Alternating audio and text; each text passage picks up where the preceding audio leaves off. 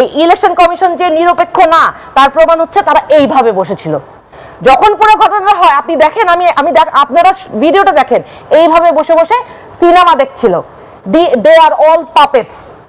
ধন্যবাদ মোশাররফ ভাই। এই প্রশ্ন আপনার কাছে রাখতে চাই, হুমায়রা আপা যেটি বলছেন আপনাদের নিজেদের নেতাকর্মীদের উপর কন্ট্রোল নেই, আমরা দেখলাম দুই গ্রুপের মধ্যে সংঘর্ষ, সেখানে আবার এনসিপিও জড়িত হয়ে গেছে, এনসিপি নেতার উপর হামলাও হয়েছে। আবার হচ্ছে যে আমরা যেটি দেখেছি গণমাধ্যমে এসেছে, সিইসি কে যেটি বলছেন তিনি পাপের, সিইসি সেখানে বা নির্বাচন কমিশনের প্রতিনিধিরা সেখানে উপস্থিত ছিলেন, সব মিলে আসলে কি বার্তা দিচ্ছে? আচ্ছা, আমি ধন্যবাদ আপনাকে, আপনার অপরবিজ্ঞ আলোচক। আপনাকে আমি জিজ্ঞেস করি, ভাষা আসলে হারিয়ে ফেলি। আমি একজন আইনজীবী, আজকে এই ঘটনাটা, এই ন্যাক্কারজনক ঘটনাটা যিনি ঘটিয়েছেন উনিও একজন আইনজীবী, এবং স্পষ্ট ভিডিওগুলোতে দেখা যাচ্ছে কার নির্দেশনায় এই ধরনের হট্টগোল তৈরি হয়েছে। এবং সেটা শুধু সিইসির সামনে হট্টগোল হওয়াটা একটা খুবই লজ্জাজনক ঘটনা শুধু না, সেই হট্টগোলকে উনি উনার আঙ্গুলের ইশারায় উনি আমার দলের একজন সিনিয়র নেতাকে মারার জন্য উনার দলের কর্মীদের নির্দেশনা দিয়েছেন, এবং তারা হুমড়ি খেয়ে আমার আতাউল্লাহ ভাইয়ের উপর আক্রমণ করে, তাকে ফেলে পিটিয়ে তার কাপড় ছিঁড়ে ফেলে এবং তাকে মুহুর্মুহু পিটায়। আতাউল্লাহ ভাই শুধু একজনকে সাথে নিয়ে এই হিয়ারিং এ পার্টিসিপেট করেন, সেটা হচ্ছে আমাদের আরেকজন কর্মী সুমন ভাই, উনিও আমাদের আরেকজন নেতা। শুধু দুজন এনসিপি থেকে শুধু দুজন ওখানে উপস্থিত ছিলেন। ব্যারিস্টার রুমিন ফারহানা ওখানে তার বক্তব্য দিয়েছেন। পরবর্তীতে যার শুনানির সময় তারই তো বক্তব্য দেওয়ার কথা। এখন ওই বক্তব্য দেওয়ার সময় উনার বক্তব্য ছাড়া উনি আর কাউকে বক্তব্য দিবেন না, এটা তো একটা স্বৈরাচারী আচরণ। এবং আমার দলের নেতা যেটা বলেছেন যে খোদ আওয়ামী সরকারের আমলেও বিগত এত বছরে ইতিহাসে কোনোদিন সিইসির সামনে এই ধরনের ন্যাক্কারজনক ঘটনা ঘটে নাই। এই ধরনের ন্যাক্কারজনক ঘটনা বা এই ধরনের হট্টগোল আসলে কাম্য নয়, কিন্তু রুমিন ফারহানা যে স্টেটমেন্টটি দিয়েছেন, প্রথমে তিনি বলেছেন যে 15 বছর ধরে তার নেতাকর্মীদেরকে নিয়ে বলেছেন যাদের জন্য তিনি সংগ্রাম করেছেন তারা এরকম করবেন তিনি আসলে মানতে পারছেন না। এই অভ্যুত্থানের পরে যত জায়গায় যায় বারবার করে একই কথা বলে, উনি 15 বছরে এত অনিরাপদ বোধ করেন নাই, 15 বছরে এইটা হয় নাই, 15 বছরে সেইটা হয় নাই। উনি এখন অনেক অনিরাপদ বোধ করেন, অনেক অনিয়ম হচ্ছে, অনেক বিশৃঙ্খলা হচ্ছে। অথচ এই 15 বছর উনি আওয়ামী লীগের সবচেয়ে বড় সুবিধাভোগী। আওয়ামী লীগের কাছে ফ্ল্যাটের জন্য আবেদন কে করেছে? উনি করেছে। বিএনপির একজন নেতাও করেছে? কেউ সংসদে গিয়েছে? she chose to go to the parliament where every other party people from BNP has suffered brutally for this entire year. কোন বিএনপি নেতা ফজলুর রহমান স্যার ছাড়া আর কোন বিএনপি নেতা বলেছে যে এই আওয়ামী লীগ কেন নিষিদ্ধের আন্দোলন হচ্ছে, কেন আওয়ামী লীগের বিরুদ্ধে ব্যবস্থা নেওয়া হচ্ছে? বিএনপির আমার সাথে তো একজন সহ-আলোচক আছেন, উনি বিএনপির একজন আপনারা কি চাচ্ছেন আজকের ঘটনার পরিপ্রেক্ষিতে কি চান আসলে? আওয়ামী লীগের পক্ষে উনি যেভাবে ব্লান্টলি বারবার অবস্থান নেন উনার দলের কতিপয় নেতা, এরপরেও যখন উনাদের দল থেকে কোনো স্পষ্ট বক্তব্য আসে না, তখন আমাদের স্বাভাবিকভাবে ধরে নিতে হয় যে উনারা আওয়ামী লীগকে আসলে অ্যাকোমোডেট করেই এই আগামী নির্বাচন করার চেষ্টা করছেন। আজকে উনি যে কাজটা করেছেন, উনি শুধু এই বিশৃঙ্খলাটা সৃষ্টি করে এই ধরনের সহিংস হামলা করেন নাই, উনি বলেছেন যে 15 বছরে আপনি যে কথাটা বললেন যে 15 বছরে এরকম ঘটনা হয় নাই। উনি যেই দলের জন্য কষ্ট করেছেন 15 বছর, উনি একমাত্র মানুষ যে এই 15 বছরে কোনো সাফার করে না, আর সবাই সাফার করছে বিএনপি। আমার বাবা বাসায় থেকে বাসায় 4-5 বছর। সো বিএনপি বা অন্যান্য রাজনৈতিক দলের কার কতটুকু অত্যাচার সহ্য করতে হয়েছে এটা আমি এই যে আজকের ঘটনাকে কেন্দ্র করে আতাউল্লাহ যেটি বলেছেন যে এই ধরনের ঘটনা 15 বছরে ঘটে। আপনি দেখেন যেই কথাটা আমি আসছিলাম, উনি বলেছেন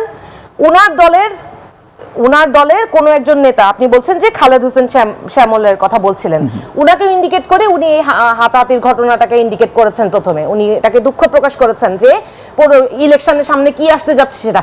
তাহলে উনি স্পষ্টভাবে ইন্ডিকেট করেছেন যে বিএনপির অন্ধকন্দল এত তীব্র পর্যায়ে পৌঁছিয়েছে যে এইটাকে উনি লোকবল দিয়ে উনাকে এইটা সিইসির সামনে উনাকে এটা সামাল দিতে হয়েছে। তাহলে উনি যদি জানতেন যে এটা ওনার নিজ দল না অন্য দল, তাহলে ওনার লোক দিয়ে আমার দলের লোককে তো মেরেই ফেলতেন। আপনারা কি চাচ্ছেন এই ঘটনার পরিপ্রেক্ষিতে? এই ঘটনায় স্পষ্ট প্রমাণ হয় যে বিএনপির নিজের দলের উপর কোনো কন্ট্রোল নাই, নিজের দলের নেতাদের উপর কন্ট্রোল নাই, কন্ট্রোল নেওয়ার কোনো চিন্তা ভাবনা আছে কিনা সেটা আমরা জানতে চাই। এই ধরনের দুষ্কৃতকারীদের বিরুদ্ধে বিএনপির কি অবস্থান সেটা আমাদেরকে স্পষ্ট করতে হবে। কেন তারা এই ধরনের সহিংস আচরণ করবে?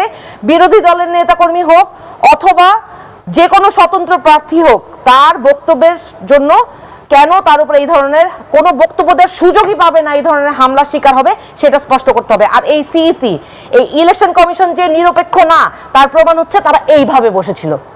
যখন পুরো ঘটনা হয় আপনি দেখেন, আপনারা ভিডিওটা দেখেন, এইভাবে বসে বসে সিনেমা দেখছিল। They are all puppets, sorry to say, they are all just puppets sitting around there and having no control over anything. এখন একটা সাধারণ এই ধরনের বিশৃঙ্খলার ঘটনাকে যেই কমিশন কন্ট্রোল করতে পারে না, ভবিষ্যতে তারা সারা বাংলাদেশে কিসের ইলেকশন দিতে পারে? প্রথম কথা হচ্ছে নির্বাচন চাই না, এই ধরনের ডাহা মিথ্যা কথা যারা বলে তারা আসলে মানে নিজের কোনো ক্রেডিবিলিটি যদি থাকতো তাহলে আপনি সত্য কথা বলে আপনি যুক্তিতর্ক করতেন, আপনি মিথ্যা কথা বলে যুক্তিতর্ক করতেন না। যখন কেউ মিথ্যা কথা বলে যুক্তিতর্ক করে তখন এইটা আসলে তার নিজের দুর্বলতা প্রকাশ পায়। আমরা একবারও বলি নাই যে নির্বাচন না হোক, আমরা বলেছি অবশ্যই নির্বাচন আমরা চাই, তবে আমাদের প্রথম শর্ত হচ্ছে সংস্কার আগে বাস্তবায়ন হতে হবে, বিচার দৃশ্যমান হতে হবে, তারপরে আমরা নির্বাচন চাই। না, সবাই এটাই বলছে। আপনারা যে শর্তগুলো সামনে আনছেন, কাদের কথা বলছেন? এই মিথ্যাবাদীদের কথা। বিএনপি বা আরো আমি বলছি অনেকেই ধরেন বিএনপির কথা দেখেন, বিএনপির কথা ধরেন, আমি বলছি যে আমি বলি এইগুলো সব মিথ্যাচার। আপনি প্রমাণ দেখান যে আমার দলের একটা নেতা বলেছে নির্বাচন হবে না। নাসিরউদ্দিন পাটোয়ারি যখন বলেছে ফেব্রুয়ারিতে নির্বাচন হবে না, তার সাথে উনি এটাও বলেছেন যে আগে এই ঐক্যমত্য কমিশনের সংস্কার প্রস্তাব সংবিধানে অন্তর্ভুক্ত করে নতুন সংবিধান প্রণয়ন করতে হবে। আপনি সেই আলোচনায় আসেন। আপনি ডানে বামে মিথ্যা কথা বললে আপনি নিজের দুর্বলতা প্রকাশ করছেন, আপনি কোনো তথ্যের কোনো ক্রেডিবিলিটি নাই। একটা অন্য উপদেষ্টার পিএস কে নিয়ে আপনি বলতেছেন সে নাকি নাহিদ ইসলামের পিএস। আপনি একজন রানিং উপদেষ্টা, তাকে বলতেছেন সে এনসিপির। এত মিথ্যাচার করে আপনাকে কথা বলতে হয় কেন? আপনার কাছে কোনো সত্য তথ্য নাই? আজকে রুমিন ফারহানা আপা বললেন উনাকে নাকি কে ধাক্কা দিয়েছে, উনি নিজের দলের লোকের ব্যাপারে অভিযোগ করলেন। কই একটা ভিডিও দেখান। উনি যে ইশারা করে মানুষকে, আমার দলের আতাউল্লাহ ভাইকে মারার জন্য ইশারা করছে, সেইটা স্পষ্ট সারা বাংলাদেশের সবাই এই ভিডিও দেখেছে। আর উনি বললেন কি আতাউল্লাহ রেলিভেন্ট না। আতাউল্লাহ কতটা রেলিভেন্ট সেটা আমি বলছি। এই রুমিন আপার কথা আপনি বলছেন যে 15 বছর রুমিন আপা যুদ্ধ করেছে, আপনার দলের একটা লোক পার্লামেন্টে যায় নাই, but she chose to go to the parliament for what? গভর্নমেন্টের এলাই না হইলে উনি পার্লামেন্টে যেয়ে বসলো কেন? আপনাদের দলের অনেক নেতারা আছে যারা ইলেকশন করতে চেয়েছেন বলে আপনাদের দলের সিনিয়র নেতাদের বহিষ্কার করা হয়েছে। হ্যাঁ, আমার কাছে হিসাব আছে কতজন নেতাকে আপনারা বহিষ্কার করেছেন শুধু ইলেকশন করতে চাওয়ার কারণে। আপনারা ভালো করে খোঁজ নেন। তারপরে দেখেন, শুধু রুমিন আপার জন্য আপনাদের এই বিশেষ মায়া, বিশেষ সুবিধা কেন? উনার বাবার ইতিহাস বলেন, উনার নিজের সংগ্রামের ইতিহাস বলেন। উনি টকশোতে যায় দুইটা বড় বড় কথা বলা ছাড়া, গলা উঁচায় কথা বলা ছাড়া আর কি সংগ্রাম করছেন? সংগ্রাম করছে আমাদের পরিবার যারা জেল খাচ্ছে, জুলুম সহ্য করছে। উনি কি সংগ্রাম করছে? উনি একটা উনার উপরে কি জুলুম হয়েছে? উনি আজকে এই অভ্যুত্থানের পরে উনি যতগুলো আওয়ামী লীগের মামলা করছেন, উনি নারায়ণগঞ্জ যান আওয়ামী লীগের মামলা করতে। উনি সেই দিন এই 2 দিন আগে হাইকোর্টে যান, আপনার রিপোর্টার পাঠান। এই 2 দিন আগে হাইকোর্টে একটা কোর্টে উনি আওয়ামী লীগের এক চেয়ারম্যানের মামলা করতে গেছে, সেইখানে রাষ্ট্রপক্ষ সেটা অপোজ করছে দেখে উনি রাষ্ট্রপক্ষের সাথে অকথ্য ব্যবহার করছেন এবং কোর্ট বাধ্য হয়ে ওই মামলা শুনে নাই। এই ধরনের আচরণ উনি করার পরে উনার প্রতি এত মায়া ঠিক কি কারণে? আর উনার ব্যাপারে আমরা যেটা সত্য অভিযোগ সেটা বলার কারণে আপনি আমাকে অনিয়ারে বসে আমাকে গালি দেন, আমার গলা নামায় কথা বলতে হবে, আপনারা গালাগালি চিল্লাচিল্লি করবেন, গলা উঁচায় কথা বলবেন, আমরা চুপ করে থাকবো, আপনি অকথ্য নোংরা ভাষায়, অসভ্য ভাষায় কথা বলবেন আর বলবেন আবার মারবো। তিনি হয়তো ব্যক্তিগতভাবে আপনাকে বলেননি, তিনি হয়তো এইটা ব্যক্তিগতভাবে আমার সাথে বলেছেন। উনি একজন নারীর সামনে বসে এইভাবে কথা বলেন, তিনি বোধহয় এনসিপি সরি ফিল করেন না। উনি আমার দলের নেতাকে বলেন উনি কোনো ফ্যাক্টর না, উনি এখানে বসে এই আচরণ করেন। উনারা ইলেকশনকে আমরা চাই না, না উনারা চান না। উনাদের এই আচরণের কারণেই তো ইলেকশনের নিয়ে প্রশ্নবিদ্ধ হচ্ছে। আজকে সিইসি কার আচরণের কারণে প্রশ্নবিদ্ধ হইল? আজকে ইলেকশনের এই আলোচনাগুলো নিয়ে কেন এই প্রশ্ন আসতেছে যে ইলেকশন ফেয়ার হবে কি হবে না সেটা নিয়ে সন্দেহ আছে? সেটা কি আমার আচরণের কারণে? সেটা তো আপনাদের আচরণের কারণে। আসলে কি মোশাররফ ভাই আপনাদের আচরণ? তারপরে দেখেন আপনি এই কথাটা উনি গায়ের জোরে বারবার মিথ্যা কথা বইলেই যাবে আর কি পুরনো রক্ত উঠবে, এইটা হবে।